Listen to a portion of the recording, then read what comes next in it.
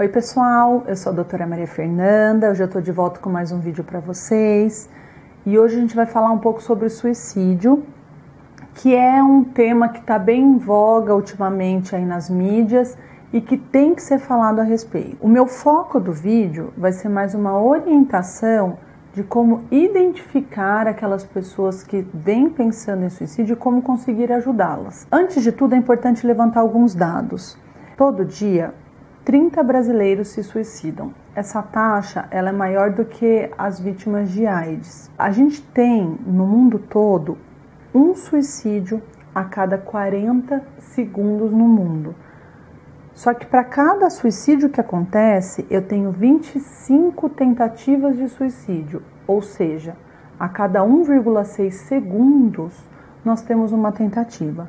Então, só nesses poucos minutos que eu já falei aqui no meu vídeo, dezenas de pessoas já tentaram se suicidar.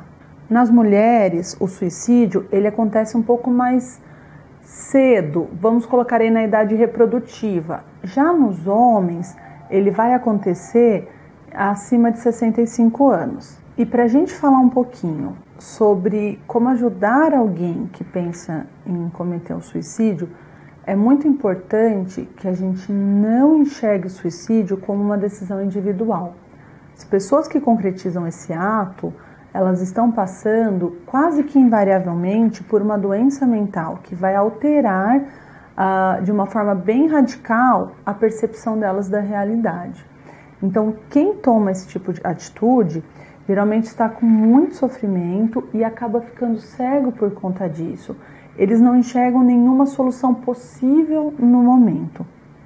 E aí, como que a gente pode, então, ajudar alguém com a intenção de suicídio? Na grande maioria das vezes, o indivíduo ele dá sinais da intenção dele. Então, para a gente reconhecer um comportamento suicida, a primeira coisa que a gente tem que lembrar é de ficar atento aos alarmes verbais. O que eu quero dizer com isso?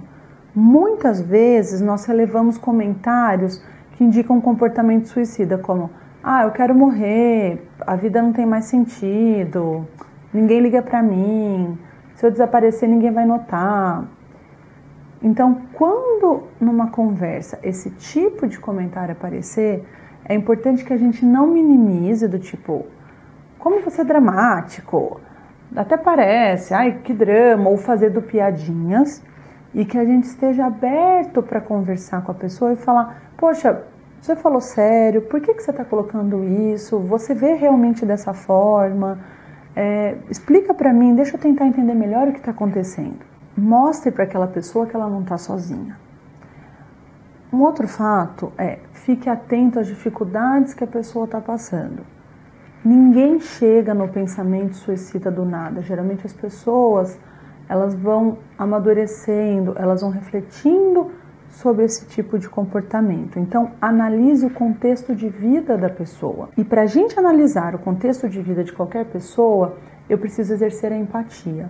Tem uma frase que descreve a empatia como, pelos seus olhos eu vejo. Então, a empatia é a capacidade de me colocar no lugar do outro e tentar entender, de certa forma, como o outro está se sentindo, como foi para o outro aquela situação. Então, nós precisamos entender se a pessoa passou por uma experiência traumática, por um abuso sexual, se ela vem enfrentando bullying. É importante também a gente entender que cada pessoa tem uma forma de reagir frente ao sofrimento e cada um vai sentir esse sofrimento de uma determinada maneira. Às vezes o que me incomoda demais ou impacta demais em mim não é nada para o meu companheiro ou para o meu vizinho. Então escute as pessoas com carinho, converse, deixe claro para ela que ela pode desabafar com você. Fique atento também aos comportamentos depressivos. Um dos sintomas da depressão envolve o aumento da sensação de culpa, que é a culpabilização. Então a pessoa começa a se culpar por coisas que muitas vezes nem têm relação com ela. Assim como a gente tem uma alteração cognitiva da depressão. O que eu quero dizer com isso? O cérebro, a forma de pensar, sofre influência enquanto a pessoa está deprimida. Ela tende a desvalorizar os aspectos positivos e hipervalorizar os aspectos negativos. Então ela fica ruminando, ela fica pensando mais nos negativos e se esquece facilmente dos positivos. Isso contribui para que ela tenha então aquela visão distorcida da realidade. Se você notar que a pessoa está sem energia ou sem ânimo, mais isolada socialmente, deixando de interagir, as coisas que ela gostava muito de fazer ela já não faz, com uma expressão pesada no rosto ou diferente do que ela sempre teve, fique atento. Cuidado também para não julgar essa pessoa. Muitas pessoas falam, fulano está deprimido, mas não se ajuda, não faz um esforço para sair de casa. Não basta querer para conseguir mudar. A pessoa com depressão, ela não muda, ela não toma uma atitude diferente porque ela não consegue.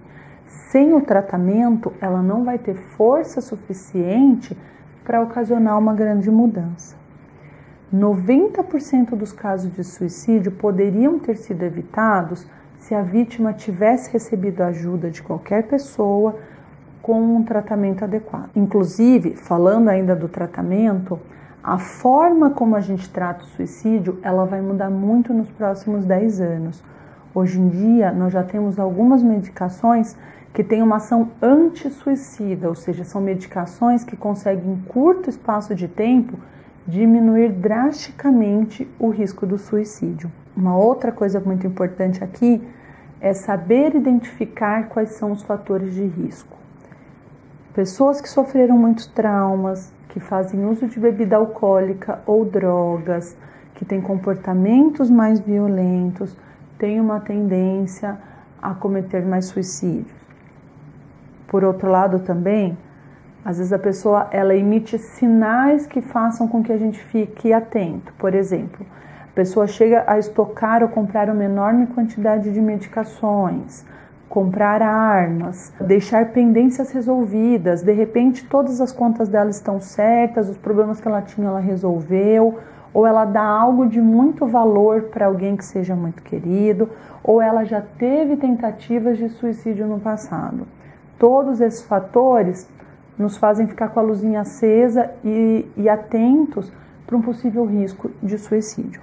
Então, pessoal, se você suspeitar da intenção de suicídio de um parente ou de um familiar, pergunte com todas as letras para aquela pessoa sobre essa tentativa. É muito comum que, diante de um assunto desconfortável, a gente queira fugir ali e não aprofundar tanto. Então, às vezes a pessoa fala, poxa, mas vai passar, é só uma fase, você vai ver. Vamos tomar um sorvete que você melhora.